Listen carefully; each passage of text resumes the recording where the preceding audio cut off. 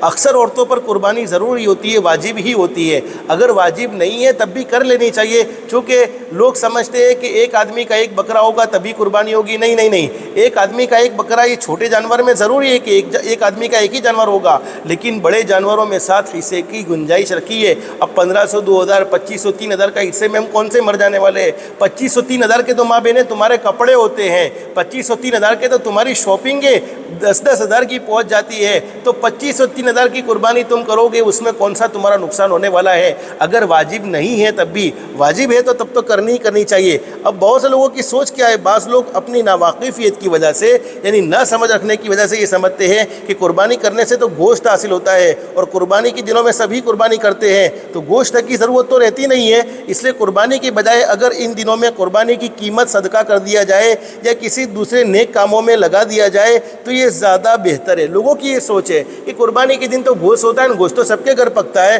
تو گوشت کی کیا ضرورت ہے؟ حالانکہ حدیث شریف میں فرمایا نبی کریم صلی اللہ علیہ وسلم نے، سونے چاندی کی خیرات بھی ثواب میں قربانی کے برابر نہیں ہو سکتی۔ عید کے دن قربانی ہی کرنی ہے 3 دنوں میں، ان دنوں میں کوئی آدمی سونا چاندی بھی اللہ کی راہ میں خرچ کرے تب بھی قربانی کے برابر تو سونا چاندی کا خرچ کرنا بھی نہیں ہو سکتا ہے۔ حدیث شریف میں موجود ہے کہ ایک مرتبہ حضرت اقدس نبی کریم صلی اللہ علیہ وسلم عید الاضحیٰ کے دن، یعنی بقرہ عید کے دن عیدگاہ میں خطبہ دے رہے ہیں، اور خطبے میں صحابہ کرام کے درمیان میں حضور نے یہ بات بیان فرمائی کہ آج کے دن کسی آدمی نے قربانی سے زیادہ افضل عمل نہیں کیا، یعنی اچھے سے اچھا عمل تھا تو قربانی کا ہی عمل تھا۔ ہاں کسی رشتہ دار سے ٹوٹے تعلق کو جوڑ دیا تو اور بات ہے،